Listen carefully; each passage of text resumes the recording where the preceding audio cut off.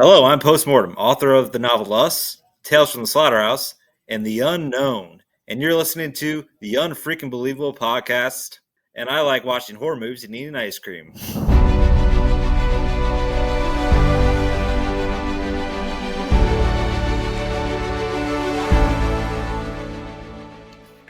Welcome to another exciting episode of Unfreaking Believable. We invite you to pull up a chair, relax, and join in for the next 30 minutes or so as we bring you guests who will share with you the moments that have made a difference in their lives. And it's all because of that one inciting incident. We believe that life is infinitely stranger than fiction, stranger than anything the mind can invent. You might even say it's unfreaking believable. Welcome to the podcast. We're your hosts. I'm Jen. I'm Jenny. And I'm Betsy. How's everybody doing today? Oh, it's a big day. It's a big day in this household. I finished writing Arcana Book 3, so the end of my trilogy. Yay! It's called Strength of Will. I'm really excited. Now, of course, I have to dive into the editing process, but editing is so much easier than writing. For me, anyway. 30 years of being an English teacher. So, well, congratulations. Yes, congratulations, Jen. It also means I have to start planning my tattoo. When I'm going to get my tattoo to celebrate the end of the. Yes. Yeah. Well, I already have it planned. I just have to decide who's going to do it because the guy who did all my other tattoos, I don't think is doing tattoos. I'll have to share with you guys the tattoo my daughter just got. My 20-year-old baby girl now has a beautiful upper arm tattoo that has the Lich King from Adventure Time, and it is awesome. It's gorgeous, wow. Beth. Yes. It's gorgeous. Yeah. I'll share that on our group. And as a woman with multiple tattoos, I absolutely love it. Yep. It's fantastic. All right, Jen, what you got for us today, Jen, with your word of the day? Well, since we have kind of a grindhouse author today, I thought I would kind of lean into that with my word of the day. So right on. My word of the day today is Snickersnee. Snickersnee. Is that a cookie? It is not a cookie. So, oh man, it sounds adorable. It's a very cute sounding word, but actually, it is a long and dangerous knife. Oh, and it, it's the word. The word for that particular knife is sort of going out of fashion. But it is, in fact, a knife that was used for sort of cut and thrust fighting in the 1700s. One-handed or two-handed knife? I guess that'd probably be a one-handed blade. Yeah, that'd be a one-handed knife. Awesome. Yeah. Right on. Like a rapier? Yes, but not as round. Like a rapier would be kind of like super skinny. I don't think it's quite that skinny. But yeah, so there you go. Very cool. Right on. Snickersnee. Love it. Snickersnee. Not to be confused, Betsy, with snickerdoodle. Oh, that's what I was thinking of. Yes. Are we ready for my fun facts of the day? Yes, let's hear those. Yes, indeed. All right, I got 3 quick fun facts for us today. And the first one is the University of Oxford is older than the Aztec Empire. What? The university, yeah. What? Yes. The University of Oxford dates back to 1096, and the Aztec Empire was founded or established, however you want to say that, in 1325. Interesting. Wow. Yeah. Whenever you bring these timeline things, it always blows my mind. I love timeline things. Every time.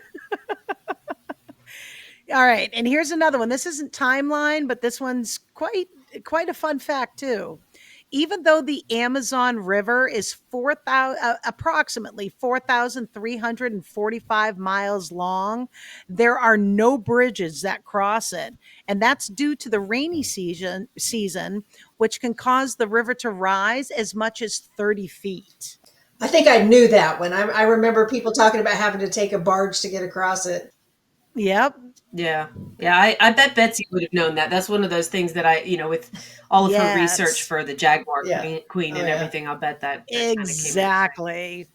But this next one is going to go to something not quite like snickerdoodles, Betsy, but with snacks nonetheless. I like snacks. And this one, and this one actually finally answered like a lifelong question that I never understood.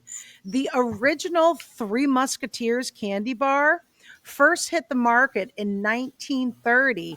And originally, it was packed with 3 different flavors: vanilla, chocolate, and strawberry. However, they had to cut it down to 1 flavor when World War II made the rations too expensive. I knew about the 3 flavors, but I didn't realize why Yeah. they cut it down to 1 flavor. That's pretty interesting. It kind of is like Neapolitan ice cream. Yes, that's exactly what I thought It's of. like that's just a shortcut to getting all 3 flavors. So Yep. yeah, That sounds delicious. That's cool. exactly what I Interesting. thought of. Yeah, that's a delicious fun fact for the day. So are we ready to get this show on the road? Let's rock and roll. Yes. All right. All right. So today is my pick. So I get to introduce our guest. And this week we have splatterpunk and extreme horror author Post Mortem, otherwise known as Adam Wonderly. His debut novel, Us, was released in October 2023, which I actually believe was his birthday. And just this past May, Tales from the Slaughterhouse, which is a collection of short stories, was released.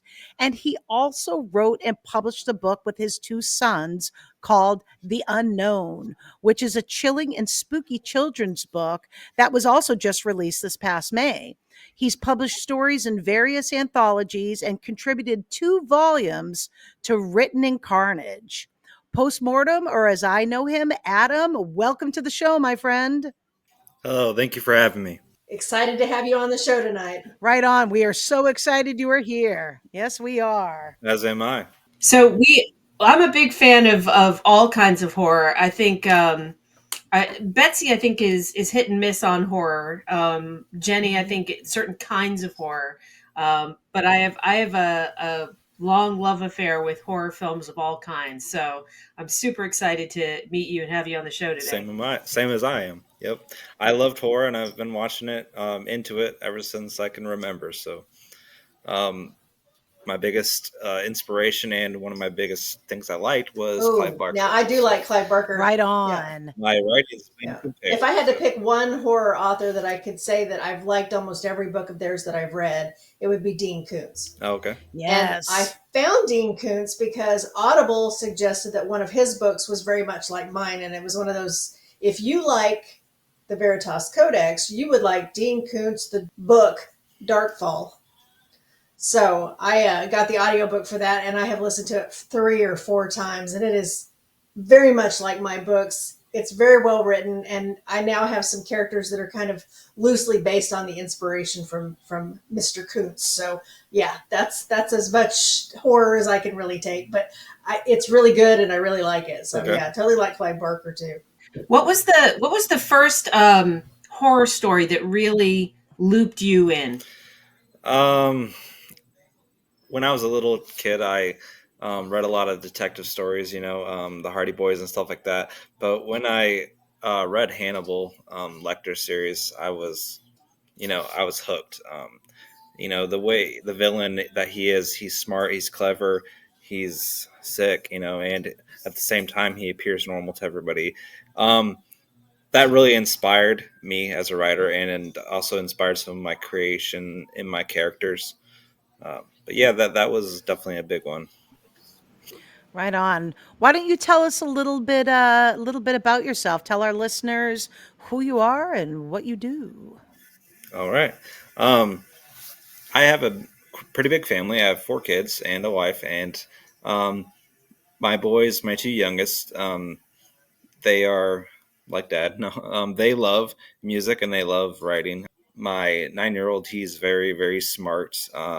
And he asked Dad, "Hey, I want to write a book. I know that you write books, and I have ideas." So he threw me all the ideas and the plot and stuff like that. So we made a book. I love my kids more than anything in this world. Writing's, and my wife too, and writing is right there to, write, and music as well. It kind of all comes together. I've not had a hard life, but yeah, I have, I guess, but it's not been easy, but at the same time, I wouldn't change it for anything. It taught me a lot of things, and it made me the person I am today. Isn't that how we all become ourselves? Is all the experiences we go through in life? It shapes and makes us who we are. Yeah, that's right. And a lot of people, they regret those things or resent them, I guess. I don't.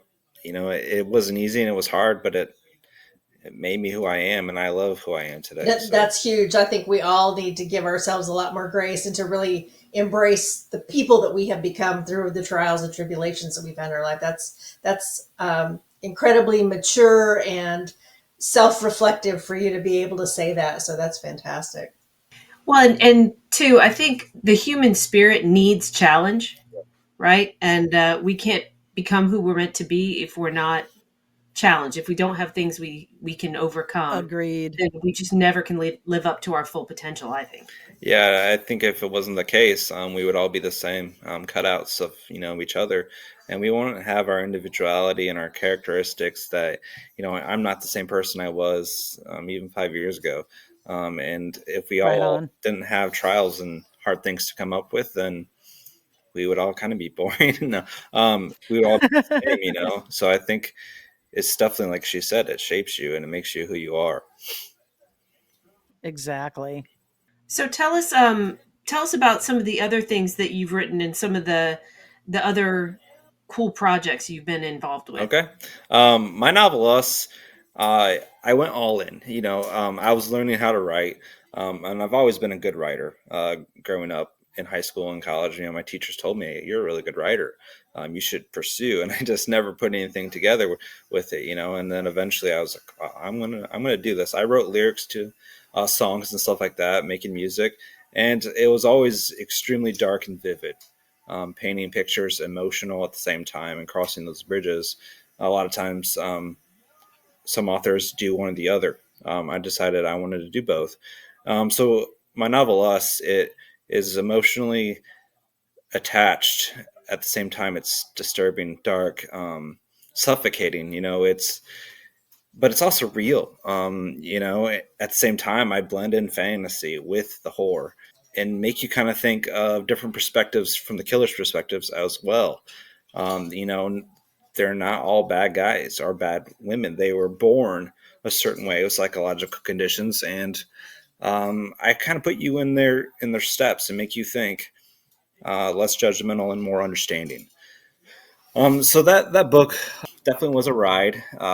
I kind of poured my soul into it, and before I knew that most splatterpunk, because of its intensity, usually the links are, novellas. I wrote not only a novel but a chunker. I believe it's 430 some pages. Wow. And the whole entire time I wrote it to, it was a white knuckle experience. There's a couple chapters in the parts, I guess, that I kind of give you a breather. But I read a lot of Stephen King also when I was younger, and he's a great author. But I also learned I didn't want to kind of over explain some things. So I just wanted it to be intense the whole way through, especially at that length. I didn't want to lose readers' interest or bore them or, wait, I can't wait for the next intense part kind of thing. I wanted to keep it that way the whole entire time. And hence, I have a lot of readers say I have to take a break from your book because it's suffocating. It's so, the whole entire time I'm just tense, and I love watching people's facial reactions when they read my book. I think we all love that. We all kind of do that thing where we just kind of just watching, like, what part are you on? What part are you on? What part are you on? Yeah. What it reminds me of when you're saying this, Adam, is Friedrich Nietzsche, right? Was he not the one who said, "He who fights with monsters"? Yeah. Right? Is that not him? He who fights with monsters must make sure that they themselves do not become a monster. Yeah. And when you gaze long into the abyss also gazes into you. That's right. And that actually is one of my main characters is like that. Because he has premonitions of serial killers and what they do. And he has a FBI agent father figure who trained him how to gather evidence. And he's supposed to either somehow operate behind a warrant, just restrictions to gather these criminals and incriminate them. Instead, he becomes swallowed up by revenge and a dark side himself. And he battles that dark side and ends up somewhat of the villains that he pursues, he becomes kind of the same thing. So Right on. I love what you said about having your characters be very kind of, even if they're villains, there's something in yeah, them that you're drawn to, because I think one of my favorite things, and I don't know if it's actually technically a trope, but a character who's really just one decision away from being an evil person as opposed to being a decent yeah, person, and it's just that they teeter on one decision like that, and yeah. depending which way they go determines how they're perceived by the It's funny how world. you say that because there is a certain part in that book that exact scenario is the case and is what's said um, between a priest and the serial killer as being interviewed in the prison. He says, we're cut from the same cloth. We're just a decision away, from being on the same road. So it's kind of cool. Right on. And I love horror. I mean, I grew up reading Stephen King, Dean Koontz. I love horror. And one of my favorite things is when I get to take the driver's seat of the serial killer or psychopath, whoever it is. I do enjoy going on that dark ride. So I have to ask at the same time, Adam, I'm into horror, huge horror fan. I'm also into hard rock. I love hard rock. Do you listen to rock when you write, or do you find inspiration from it? Because I do. Absolutely. I'm actually a metalhead at heart. So, Huzzah. heavier, the darker, the better. It always made me feel at home. I'll never forget the first time, say what people say about certain musicians, but when I first discovered Marilyn Manson, I felt like he understood me.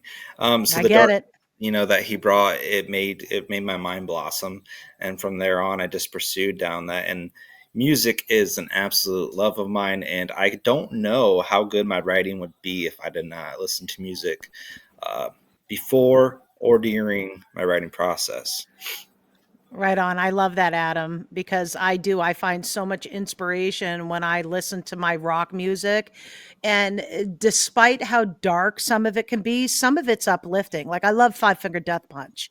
You know what I mean? I'm a retired firefighter, a retired EMT, and I've been through some shit in my life. I have battled with PTSD. I'm going to live with it for the rest of my life. But there are certain songs that they have. And even though they would seem dark, they charge me up and make me feel hopeful. And I think that's what a lot of people miss about horror writers and hard rock music. They just miss that aspect of it, of how it can change our lives and become inspirational to us. Absolutely. There have actually been studies to support that people who listen to metal, and people who read horror and that kind of stuff are actually better at dealing with a lot of really traumatic stuff because it's so cathartic. And I totally buy that. I mean, Cathartic is the perfect word, Jen. Yeah. yeah, this may be, I don't know, this may be like borderline disturbing, so I'll just apologize, not to you guys, but maybe to our listeners. If I had a really, really bad day teaching school, you could bet there was going to be some Rob Zombie Right cranking in my car on. at an alarming volume on And my way he makes such home. So incredible movies as well too. He took his love of music and brought it into film. Adam, I imagine you must love as well Rob Zombie, Yeah, I do. right? Yeah. And like you said, I believe the connection is that you feel like you're not alone, or that there's others like you when you listen to that kind of music. It's therapeutic because you feel that way inside internally, and when you listen Wicked. to it, it releases, instead of bottling it up and keeping it inside. So It's like Jen said, it's cathartic, and it really is. It truly is. yeah, and for me at least, it was more even. I mean, I love Rob Zombie and his music, but it was even more about the energy of the music, even more so than the Right on. lyrics a lot of the time, just because it's such a driving sound, that it was, it was like a It release pumps the blood of through all your that heart. Yeah, frustration. you can get that heart tempo to match the music. That's pretty awesome. All right, Adam, I am sure our listeners are eager to hear from our splatterpunk extreme horror writer guest to share with them your unfrickin' believable story. So, Adam, the mic is all yours. All right. Let's say back in 2013, I was involved in a work accident. I had over 2 tons of lumber fall on me, and it split my skull open, and they life flighted me. And I was on life support for a couple of days because my brain was too injured to tell my organs how to function, and what to do. I woke up in the hospital with my father. He was, beside my bedside, and he went to the restroom and he came out, and I had pulled the tube out of my lungs and my ribs, and blood was just squirting all over the place. And Yeesh. waking up with all these tubes inside of you and down your throat, I was very frightened and what's going on, and that was how it broke the ice. It was a hard journey. I was in the hospital for, I think, at least a month. And I'll never forget, I don't remember a whole lot, but I'll never forget the first time they said, like, I was able to walk. My brain was functioning well enough where I could walk. And I said, can I go outside and put my feet in the grass? And they said, yeah, that's okay. We'll just have to monitor you and make sure we'll walk behind you don't fall. I'll never forget, my mom was with me, and I put, it was sunny outside, and we went outside, and I just remember burying my feet in the grass, the blades of grass between my toes. And I was so thankful to be alive, and there was a moment in my life I was like, didn't really care if I lived until it happened.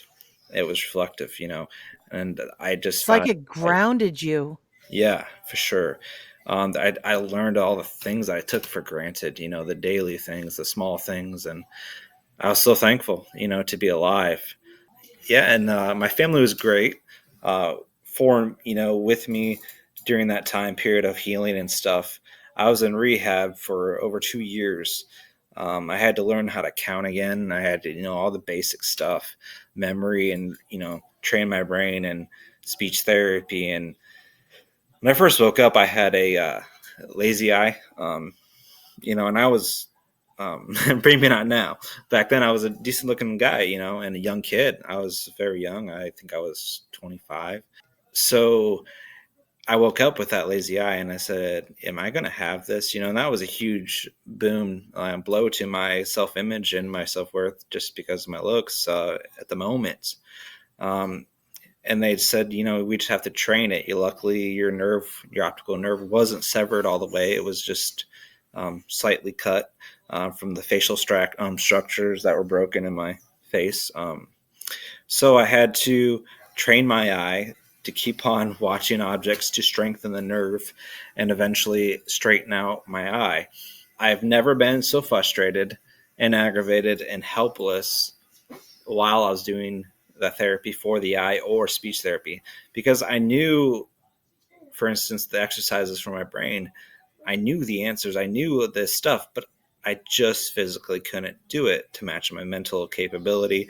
And it made me really aggravated, but at the same time, I had to find myself. I felt like I can't even count. I can't even remember 10 seconds ago. So I really felt overwhelmed and helpless, and it really brought me down to earth. I was either going to be defeated by it or I was going to overcome it, and I chose, I'm going to win this. I'll never forget what my therapist and my mom said, because I always had a really good work ethic, a driving force in everything I did. There's, at this time, this is your job. Just like, you go to work every day. I always took big pride in my jobs. This is your job right now, is to give me 100% effort and not get aggravated, overcome these things, and do good on your therapy. And do the best you can. And if it's not to where you're 100% to where you were before, you just have to understand that and accept it. And that was a very, very bitter pill for me to swallow, that I wouldn't be the same person or had the same capabilities as I had before the accident. My brain was like a rebooted computer, so I did become a totally different person. My personality totally changed. I was totally someone different, after the accident. And I had to hear a lot of people say, "You're not the same as you were." I got angrier, easier, irritated, easier, and things like that. I had to hear those things, and like some people would be really hurt, and it might hinder their brains regenerating growth and all that stuff. But me, I used it as a fire to just kick its butt and just give the best I had. It was either going to one or two ways, and I was like, I'm not going to lose. I'm not going to let this injury define me, and I'm going to be the best version of myself, even if it isn't the same. Right on. Yeah, and I lost a lot of friends. I lost a lot of people that were close to me because I wasn't the same person as I was. And they might have been jealous that I was like giving, my best and kicking butt. I don't know. So I lost a lot of friends and a lot of close ones. I was proposed to. I had a girlfriend at the time. She proposed to me on the hospital bed. That scenario was kind of poison, and there's a lot of details, a lot of sinister things were at work there that I won't get into, just out of respect for people, even if they did hurt me. But we had a son, right? We got pregnant, and she left immediately. And there was, motives and things like that I didn't know about. But I got through it. I raised my son, and separately from her, and that was also another part of the challenge, going to therapy. I wasn't even cleared to drive yet, and raising a son, and doing therapy and trying to be the best I could for him. And also at the same time, trying to find myself, and my new self. That's the thing. And not my old self, becoming someone new, finding my identity. And to tell you the truth, I don't know if I ever found my identity until I started writing. If it wasn't for writing and music and great, the wife I have now is just great. And if it wasn't for our family members and stuff like that, I don't know if I would have found my identity. But I finally did find the new person that I was. That's a journey of courage right there. Right on. That's awesome. But Adam, I have to ask because you have been so open, even on your website and everything, with having schizophrenia. And I myself, having, Yeah. battled PTSD, I'm going to live with it for the rest of my life. I've been through depression. I have anxiety. I'm autistic. I deal with a lot of things myself. But one of the things that I've learned myself throughout all these mental health groups that I do is schizophrenia is either something you're born with in your DNA or it can come on due to a traumatic incident. So I'm curious to know, did the schizophrenia start before or after that horrific accident? It's kind of in the air for that. I believe that it was from the TBI, because of my new personality and the trauma that new personality was going, because I was like a little kid after that accident. I had to retrain, my brain and my personality, and everything was reset. So I believe that's when. But I have always had a very vivid and crazy imagination, and things like that. But it's my superpower when it comes to writing. I love that you say that. Superpower. I use that all the time with my autism. I think that, because writing is all about depicting imagery and feelings. And, I believe because I see things differently, and I can describe them, it's not just in my head trapped in a cage. I can describe them. It gives my writing style and things like that a very unique characteristic. Your fans have a cool way of describing you. They describe you as a badass roller coaster for fans of extreme horror. What's that like hearing that from fans? I love it. It's satisfying because as an author of those genres, you want people's stomach to turn. You want them to make those faces. You want to test those limits, and they say, oh, I'm tough, I've been reading this genres forever. And when those kind of writers are seasoned, say, this was the darkest book I've ever read, you feel very accomplished, and but I also don't want to be just blood and guts and all that kind of stuff. I also want to have emotional character development. I want you to care about my characters. I want to have a storyline that's going to have a lot of twists and turns and things that are just going to make your jaw drop alone, just in the story. So, and that's one of the things I've read about you, Adam, is not only are you an extreme horror writer, a splatterpunk author, because I don't think a lot of people understand the difference between regular horror and splatterpunk extreme horror. yeah. But it's one of the things that in researching you, even though we're friends, we met on TikTok. But your fans do say that you do have that emotional edge that is in there, Yeah. which is very intriguing. Yeah. And because of that aspect, at the end of every one of my books, I include a dedication poem, and they are super emotional. It lets you see another side of me. So I'm not just all, blood, guts, and gore. There's a, an intellectual, emotional person attached to that too. So I wanted to show those sides to myself. One of the questions I had down that I wanted to ask you was, are you more of a blood and guts gore writer, or are you really more into the psychological aspect? But it sounds like you've got a pretty decent balance there.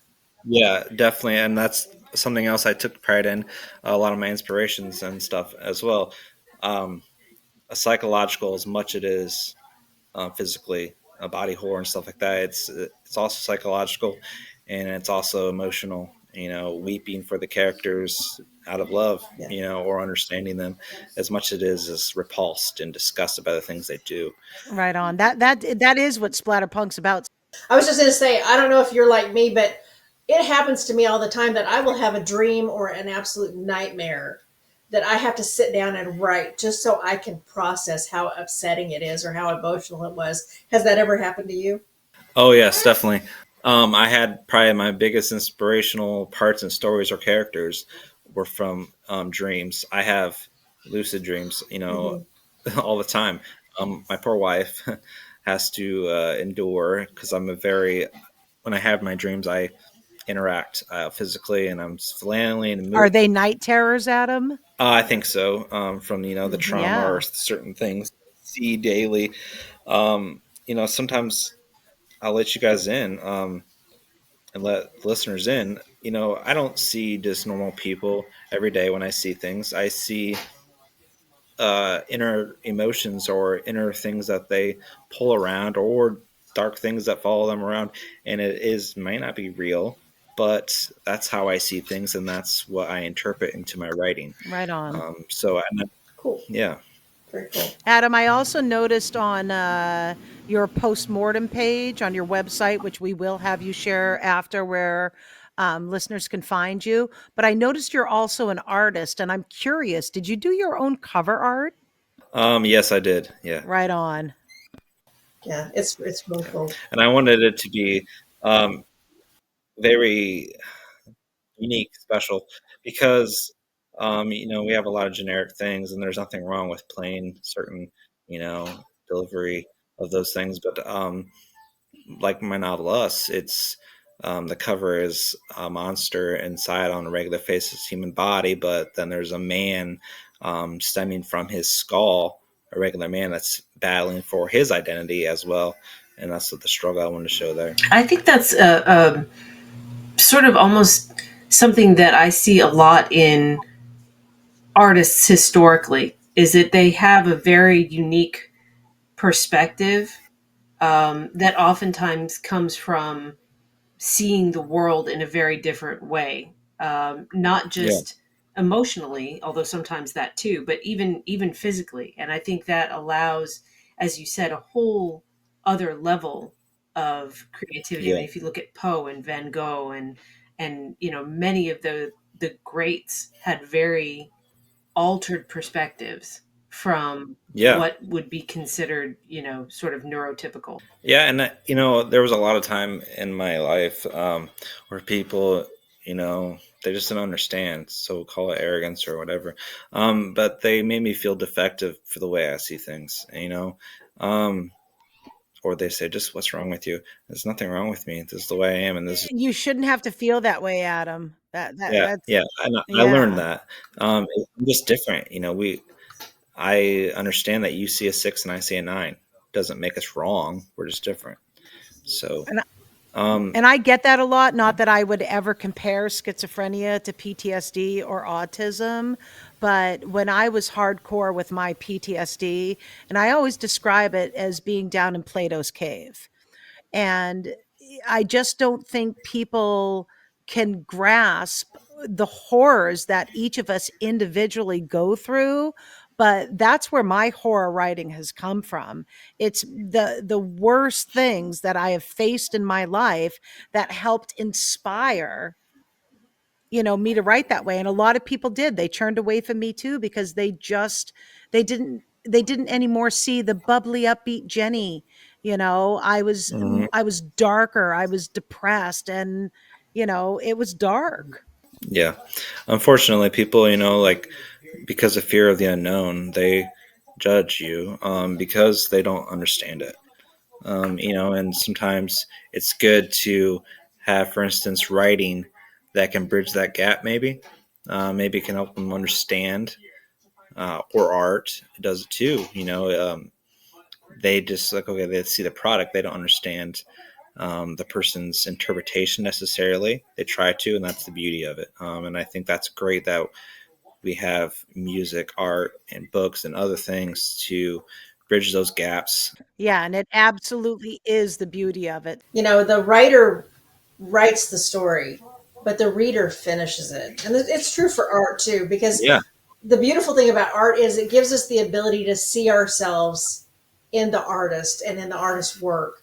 And you are right, it's absolutely cathartic. It's very soothing for me to sit down and draw, to paint, to play the piano, to sit down and write. Anytime I can get the muse flowing in whatever format it comes, to me that is healing and it's restorative, and it kind of just keeps me going some days. So yeah, kudos to you on that. So let me ask one question. If I had to guess, I would say that you are a Scorpio. Is that correct? yeah, that's right. Okay, so the reason I ask you that is I'm a Gemini. Okay. My husband is a Libra, and we balance each other out really well. And the thing about Geminis and Libras is that we are balanced. Yeah, We're not too, see, we're the same sides of the same coin. But Scorpio is two sides of the same coin from a different perspective. You've got the scorpion and the dove. yeah, And there's oftentimes where those two conflict, but they also are both beautiful and strong. And, there's a balance in that too, because you can't have good without evil, and you can't have dark without light. And the yeah, Scorpio is like that. And I see that in you. And I think that's really cool because being a Gemini, I am the twin to a T. I can be the life of any party, but I'm so introverted that I have to come home and recharge afterwards. yeah, So, I think that's just really neat. And it's obvious in your work and your art that there's conflict in there, but it's good conflict because it's balanced. yeah. Thank you. So, Adam, first of all, this has been amazing. And I can tell from hearing your story that a lot of our listeners are going to be really intrigued to find out more about you. So why don't you share with our listeners where they can find you and learn more about your work? Yeah. So I just had my website launched. It's called Post Mortem Creations.com. On there, you'll find my bio, all my work, whether it's upcoming or it's already been published. I give newsletters and stuff like that, things I'm doing in there, updates. And there's the coolest thing on there, because I can't necessarily put it on certain social media platforms, is trailers for my books, cinematic trailers. And they are intense. If you have a sensitive stomach, for visuals, it might not be advisable for you, but it encompasses the book. Its contents, all of it is depicted in the trailers, and those are cool. That's also something else I really would like to do, and I am currently doing, is short film making. So interpreting that in another form of art. So. Right on. That's awesome. I'm one of those people that because as a retired firefighter EMT and with the PTSD, I can no longer watch graphic, like gory things anymore, but I can absolutely read it. Okay. So that's one of the things that I love being able to do is, read extreme splatterpunk horror. And Adam, I got to thank you so much for coming on the show and sharing your story and explaining what makes you an unfrickin' believable person. I'd also like to thank my lovely co-hosts, my sisters from other misters. And listeners, if you have enjoyed this episode, please rate and review it on whatever platform you listen on. You can find us on Apple, Spotify, Amazon Music, and Audible. And you can join our Unfreaking Believable Facebook group and follow us on TikTok and Instagram at UFB Podcast. And you could also join us on Patreon for exclusive content and other perks for as little as $1 a month. And you can visit our website at www.ufbpodcast.com. And if you have an unfreaking believable story, reach out to us at ufbpodcast@gmail.com because we'd like to hear your story too. All right, Betsy, how about you send us out with your quote of the day? All right, our quote of the day comes from Dennis Whaley, and he says, "A dream is your creative vision for your life in the future. You must break out of your current comfort zone and become comfortable with the unfamiliar and the unknown." Very, very nice. Thank you, all you listeners out there, for joining us on the Unfreaking Believable podcast. And remember, as you go out into the world this week, don't just be awesome. Be unfreaking believable. See you all next time.